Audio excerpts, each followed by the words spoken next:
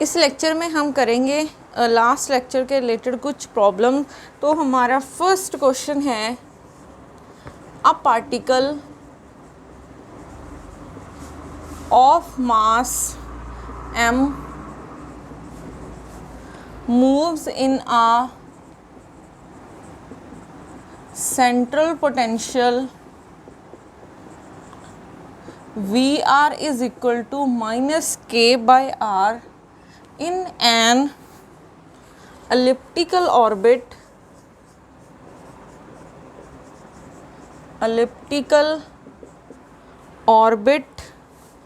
r of theta given है a1 minus e square by 1 plus e cos of theta where theta lie कर रहा है 0 और 2 पाई के बीच में, एंड ए ई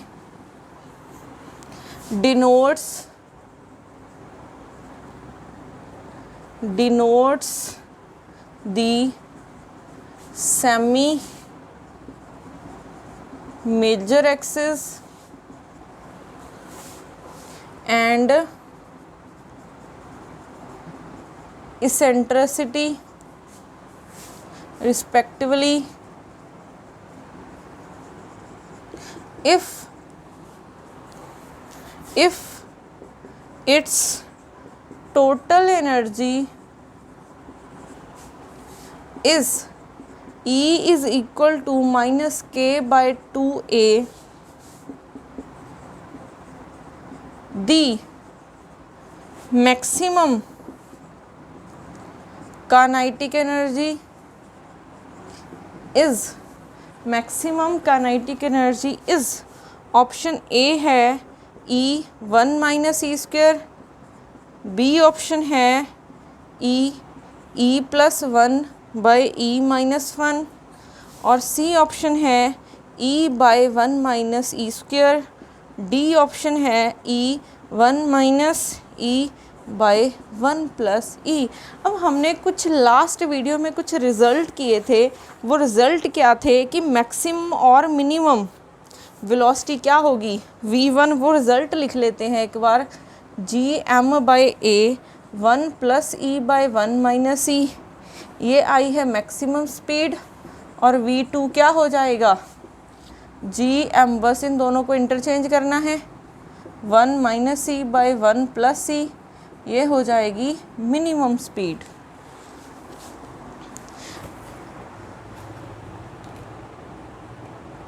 अब अगर आप यहाँ पे देखोगे, हमने क्वेश्चन में फाइंड क्या करना है, पहले आपने देखना है क्वेश्चन में कि फाइंड क्या करना है, मैक्सिमम काइनेटिक एनर्जी फाइंड करनी है। काइनेटिक एनर्जी होती किसके इक्वल है, काइनेटिक एनर्जी होती है हाफ एम वी स्क्वेयर।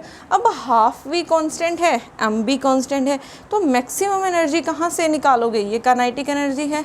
तो काइनेटिक एनर्जी की मैक्सिमम वैल्यू कब होगी, अगर आपके पास v मैक्सिमम होगी, अगर आपके पास v मैक्सिमम होगी। और जब भी पार्टिकल एलिप्टिकल ऑर्बिट में घूमता है तब हम, ठीक है, केपलर लॉ ही है ये, तो केपलर लॉ के बाद जो भी हमने किया था वो सब एलिप्टिकल ऑर्बिट के लिए किया था। तो मैक्सिमम वेलोसिटी कब होगी, ये होगी। अगर v मैक्सिमम है तो आपके पास काइनेटिक एनर्जी भी मैक्सिमम हो जाएगी। तो v मैक्स की आपने वैल्यू पुट करनी है 1/2m root G M by A 1 minus e by 1 plus e का होल स्क्वायर, ये कैंसिल हो गया, तो 1/2 G M by A 1 minus e by 1 plus e. अब यहाँ पे ये एक्सप्रेशन तो दिख नहीं रहा बट ई गिवन है, ठीक है। हम लास्ट वीडियो में ई का भी एक्सप्रेशन कर चुके हैं। ई का हमने कौन सा एक्सप्रेशन किया था, जी एम बाई 2a, ये एक्सप्रेशन कर चुके हैं हम, ठीक है। तो यहाँ से देखो अब ये आ जाएगा आपके पास ई, ठीक है। तो काइनेटिक एनर्जी मैक्सिमम क्या हो जाएगी, e times 1 minus e by 1 plus e. तो यहाँ से आपके पास कौन सा ऑप्शन करेक्ट हो जाएगा, ऑप्शन डी करेक्ट हो जाएगा, ठीक है। तो ऐसे आपने सिर्फ सोचना है कि काइनेटिक एनर्जी मैक्सिमम कब होगी, जब आपके पास वेलोसिटी मैक्सिमम होगी। एलिप्टिकल ऑर्बिट है तो हम वी मैक्स निकाल चुके हैं, वैल्यूज पुट करनी है और आंसर आ जाएगा, ठीक है।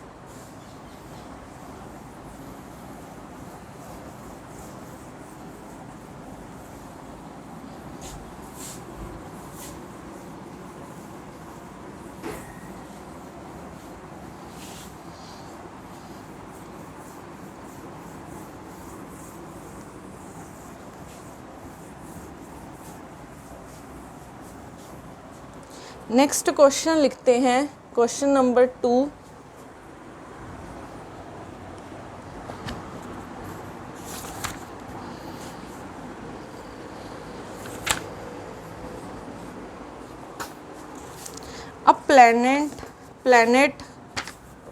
A planet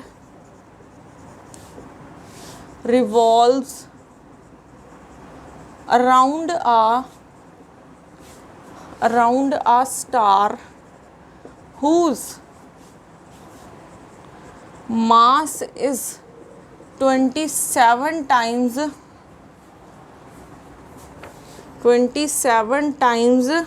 mass of sun and its distance of planet from star is 3 times distance between earth and sun, ठीक है। और क्या गिवन है, what is the time of revolution of the planet in years measured from the earth।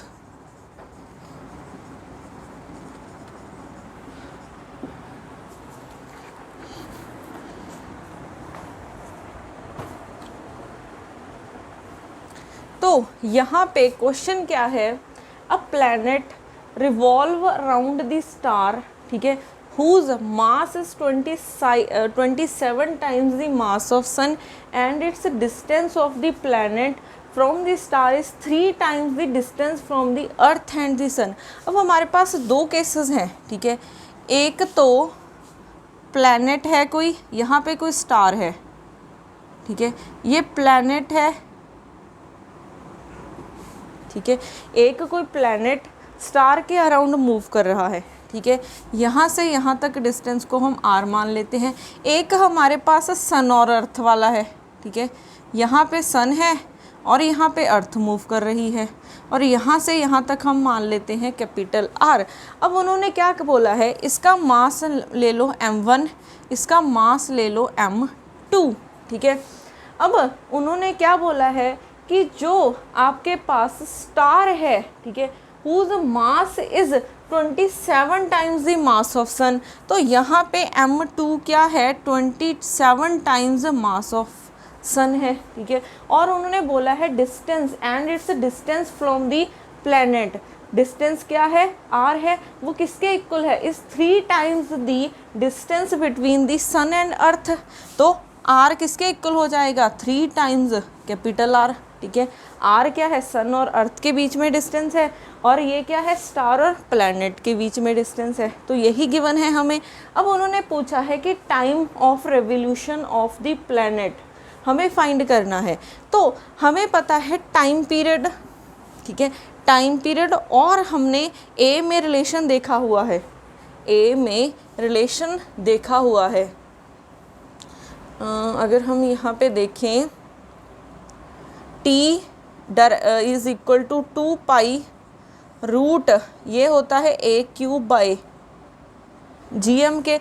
अब t1 हम मान लेते हैं किसके लिए, इस सिस्टम के लिए, t2 मान लेते हैं दूसरे सिस्टम के लिए, ठीक है। यहाँ पे a1 हो जाएगा, यहाँ पे a2 हो जाएगा, ठीक है, क्योंकि ये सब मूव करते हैं, अर्थ भी मूव करती है एलिप्टिकल ऑर्बिट में, ठीक है, एलिप्टिकल ऑर्बिट में मूव करती है।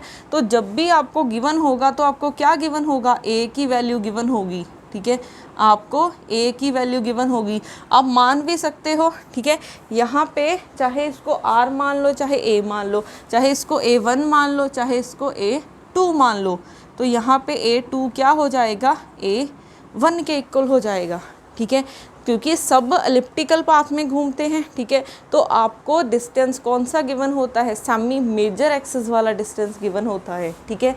अब यहाँ पे क्या हो जाएगा, अगर हम T2/T1 निकालें, ऐसा करते हैं, उल्टा निकालते हैं ना, T2/T1 निकालते हैं, ये हो जाएगा 2 pi root A2³/GM1/2 pi root A1³ यहाँ पे GM, अच्छा हम T2 ले रहे हैं तो M2 लेना है, तो यहाँ पे M1, ये कैंसिल, G के साथ G कैंसिल, तो ये बचा है A²³/A1³, ठीक है। और क्या बचा है, यहाँ पे ये M1 ऊपर जाएगा बाय M2, A2 की वैल्यू पुट कर दो, 3A1³/A1³, M1 की वैल्यू तो ऐसे ही रखते हैं, M2 की वैल्यू गिवन है 27 M1, ठीक है। तो ये देखो कितना आ जाएगा आपके पास, 3 × 3 × 3 9, 9 × 3 27 हो जाएगा, ठीक है। 27 A1³/A1³, यहाँ से ये कैंसिल इंटू 1/27, तो यहाँ से ये कैंसिल, 27 के साथ 27, 1 बच गया है। तो यहाँ पे हमारे पास T2/T1 क्या आ गया है, 1, तो ये सेम आ गया है, तो दोनों का टाइम पीरियड सेम होगा, ठीक है, दोनों का टाइम पीरियड सेम होगा, ठीक है। तो कभी भी अगर टाइम पीरियड का आपने डिस्टेंस के साथ रिलेशन देखना हो तो कौन सा यूज़ करोगे, ये वाला रिलेशन यूज़ करोगे, ठीक है।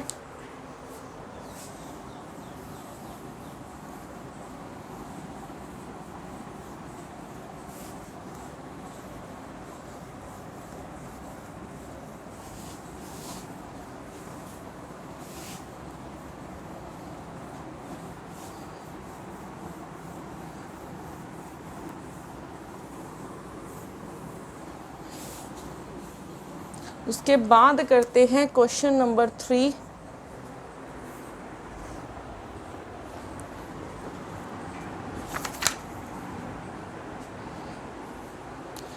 क्वेश्चन नंबर 3 क्या है,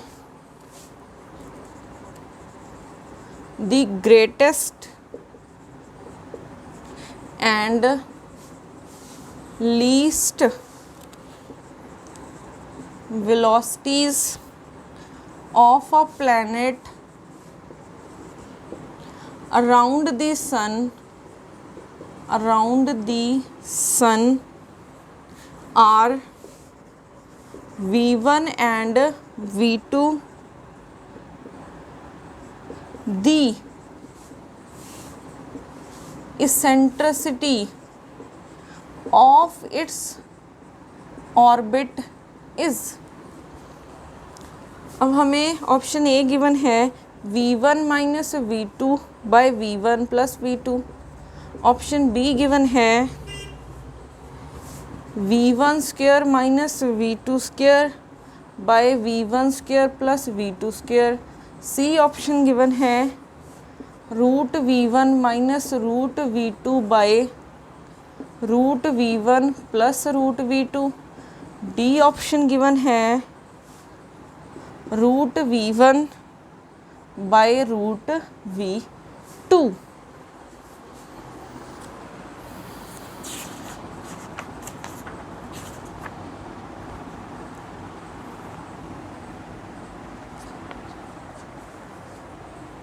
तो हम ग्रेटेस्ट एंड लीस्ट वेलोसिटीज निकाल चुके हैं, ठीक है, क्या होती हैं, V1 मीन्स मैक्सिमम वेलोसिटी होती है √GM/A 1 plus e by 1 minus e. एक बार चेक कर लेते हैं, यही होती है, यस, ठीक है। और v2 मिनिमम वेलोसिटी कितनी होती है, G M by A 1 minus e by 1 plus e, ठीक है। तो अब यहाँ पे देखो, हमें ये दोनों गिवन है और यहाँ से हमें इसेंट्रिसिटी की वैल्यू निकालनी है, ठीक है। तो यहाँ से इसेंट्रिसिटी की कैसे वैल्यू निकालेंगे, हम क्या करते हैं, दोनों को मल्टीप्लाई कर दें अगर, ठीक है, दोनों को अगर हम मल्टीप्लाई कर दें तो क्या हो जाएगा, v1 v2 is equal to root, दोनों को मल्टीप्लाई करना है, जी एम बाई ए, ये हो जाएगा 1 प्लस ई बाई 1 माइनस ई। थोड़ा कॉम्प्लिकेटेड चला जाएगा ना फिर तो ये जब मल्टीप्लाई करेंगे। ऐसा करते हैं, हम दोनों को डिवाइड कर देते हैं, ठीक है, v1 बाई v2, क्योंकि फिर ये फैक्टर कैंसिल हो जाएंगे। G M by A 1 plus e by 1 minus e divided by G capital M by A 1 minus e by 1 plus e.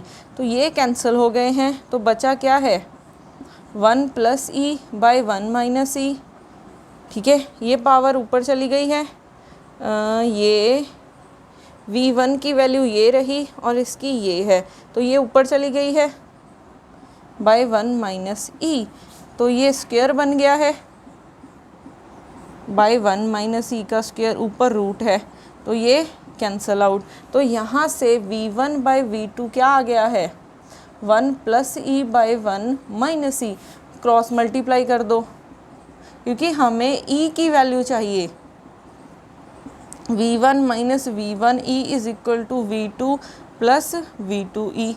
तो ये टर्म उस तरफ ले जाते हैं, तो v1, ठीक है, ये टर्म इस तरफ आई, v2e ये उस तरफ जाएगी तो v1e बन जाएगी, ठीक है। तो यहाँ पे देखो, अब v1 minus v2 is equal to, यहाँ से e कॉमन आ रहा है, v1 प्लस v2 इंटू ई, तो e की कितनी वैल्यू आ गई है, v1 minus v2 by v1 plus v2, ठीक है। तो यहाँ से ये वाली ऑप्शन ए क्या आ गई है, करेक्ट आ गई है, ठीक है। तो ये वैल्यूज़ बहुत यूज़ हो जाती हैं, ये आपको पता होनी चाहिए।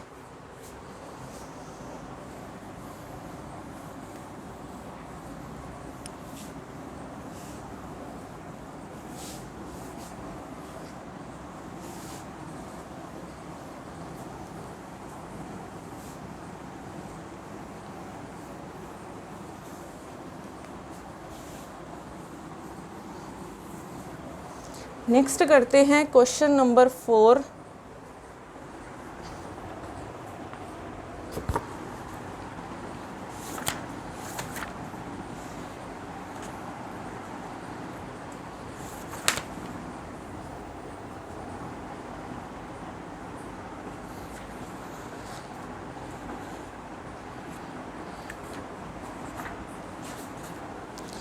उसके बाद है for a particle moving under central force, which one of the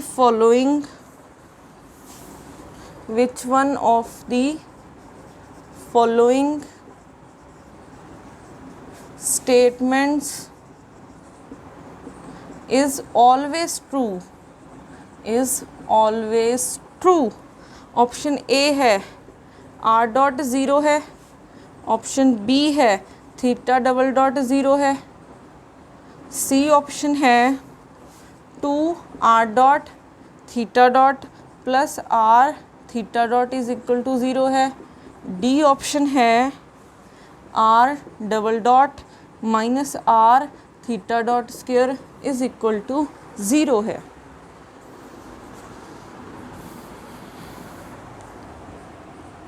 तो उन्होंने पूछा है कि पार्टिकल सेंट्रल फोर्स में मूव कर रहा है, तो अगर सेंट्रल फोर्स में मूव कर रहा है तो ये आपको क्या लग रही हैं, इक्वेशन ऑफ मोशन ही लग रही हैं। तो सेंट्रल फोर्स के लिए अगर इक्वेशन ऑफ मोशन निकालना है तो हमें लैग्रैन्जियन पता होना चाहिए, वो होता है T माइनस वी। ये सेंट्रल फोर्स मोशन 2D में होता है, तो क्या हो जाएगी value m r dot square plus r square theta dot square minus V of r, ठीक है, यही बन जाएगी। अब यहाँ से हम क्या कर सकते हैं, अगर हमें थीटा कंपोनेंट क्या निकाल सकते हैं हम, ओके अगर हम यहाँ से इक्वेशन ऑफ मोशन निकालें, ठीक है, तो यहाँ पे आपको दो जर्नलाइज कोऑर्डिनेट्स दिख रहे हैं, r और थीटा, टू जर्नलाइज कोऑर्डिनेट्स हैं, टू जर्नलाइज्ड कोऑर्डिनेट्स हैं। तो अगर दो जर्नलाइज्ड कोऑर्डिनेट्स हैं तो एक इक्वेशन बन जाएगी r के लिए, तो r के लिए बन जाएगी ये curly l by curly r is equal to 0। एक बन जाएगी थीटा के लिए, curly l by curly theta dot minus curly l by curly theta is equal to 0, ठीक है। तो अगर हम यहाँ पे देखें, इसके लिए देखो तो डेरिवेटिव करो, d by D T r dot के साथ करोगे, ये वाली टर्म क्या आएगा 1/2m 2r डॉट, ठीक है, कोई और r डॉट वाली है नहीं, माइनस r के साथ करना है तो 1/2m, यहाँ पे इसका करोगे 2r और साथ में थीटा डॉट स्क्वायर है, ठीक है। उसके बाद क्या आएगा, फिर इसका भी करना पड़ेगा, तो minus minus plus plus curly V R by curly R is equal to 0, ठीक है। यहाँ से 2 के साथ 2 कैंसिल, 2 के साथ 2 कैंसिल, m r डॉट का एक बार और डेरिवेटिव करोगे तो r double dot minus m r theta dot square plus curly V R by curly R is equal to 0। एक इक्वेशन ये आ गई है, ठीक है। उसके बाद यहाँ से निकालते हैं एक d by D T curly l by curly theta dot, यहाँ से आ जाएगा 1/2m r square as it is, theta dot का करना है तो 2 थीटा डॉट माइनस, यहाँ पे कोई भी थीटा वाली टर्म प्रेजेंट नहीं है तो ये टर्म 0 हो जाएगी, ठीक है।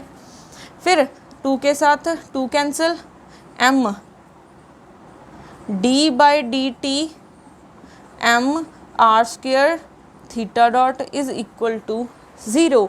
अब m तो हमने बाहर निकाल लिया है। अब यहाँ पे r और थीटा डॉट दोनों t पे डिपेंड कर रहे हैं तो प्रोडक्ट रूल लगा दो। पहले r square as it is, theta dot का करोगे तो थीटा डबल डॉट प्लस फिर theta dot as it is, इसका करोगे 2r r डॉट हो जाएगा, ठीक है। m 0 हो नहीं सकता तो यही टर्म को 0 होना पड़ेगा, theta double dot plus 2r r dot theta dot is equal to 0। क्या ये कोई ऑप्शन आ रही है यहाँ से, ठीक है। यहाँ से हमारे पास अच्छा यहाँ से r कॉमन निकल सकता है तो r theta double dot plus 2r theta dot, ये अब ये भी r 0 नहीं हो सकता तो इस टर्म को 0 होना पड़ेगा, तो ये बन रहा है।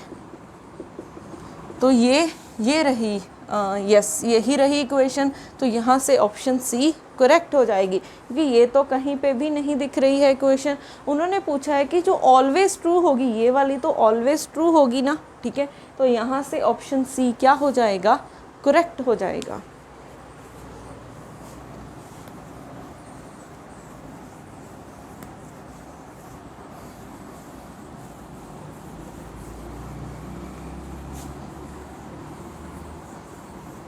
स्टेटमेंट से आपको, क्योंकि स्टेटमेंट सफिशेंट होती है सॉल्व करने के लिए, ठीक है। तो मेरे को क्लू कहाँ से मिला, सेंटर फोर्स मोशन है उसके लिए, क्योंकि इक्वेशन ऑफ मोशन दिख रही थी। इक्वेशन ऑफ मोशन निकालनी है तो आपको एल पता होना चाहिए और एल हम ऑलरेडी निकाल चुके हैं, ठीक है। उसके लिए दो इक्वेशंस देख लो और आपको आंसर पता चल जाएगा।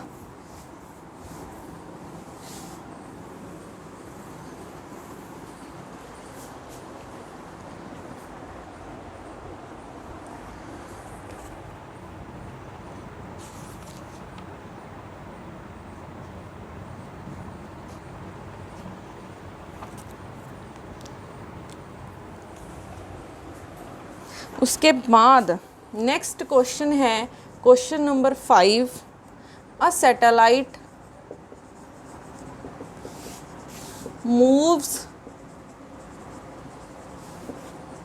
moves around the earth in a circular orbit of radius r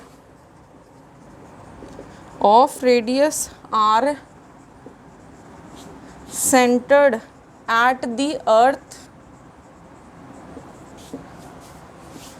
A second satellite moves in an elliptic orbit of major axis is 8r with the earth at one of the foci, means focus. If the former takes 1 day to complete revolutions, the later would takes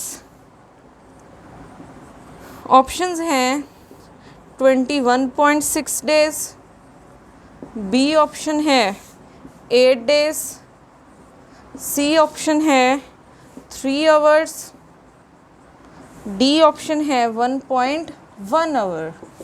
ठीक है, तो ये आपके लिए एक homework problem है। एक और लिख रही हूँ, question number 6, an artificial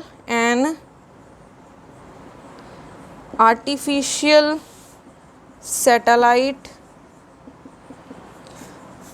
revolves around the earth in circular orbit.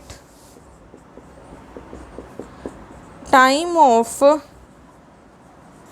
revolution of satellite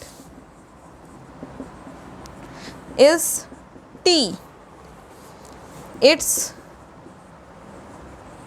energy is E. If the satellite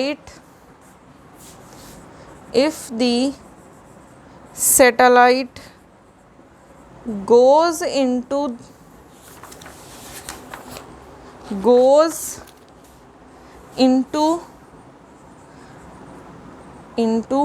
other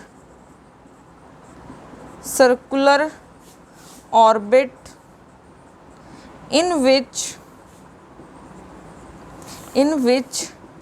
its time of revolution becomes 80, then its energy in new orbit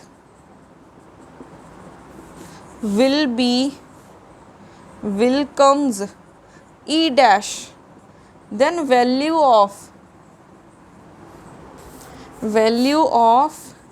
E by E dash is। ये आपके लिए 2 questions हैं। ठीक है, ये homework problems हैं, ये आपने मुझे करके सेंड करने हैं।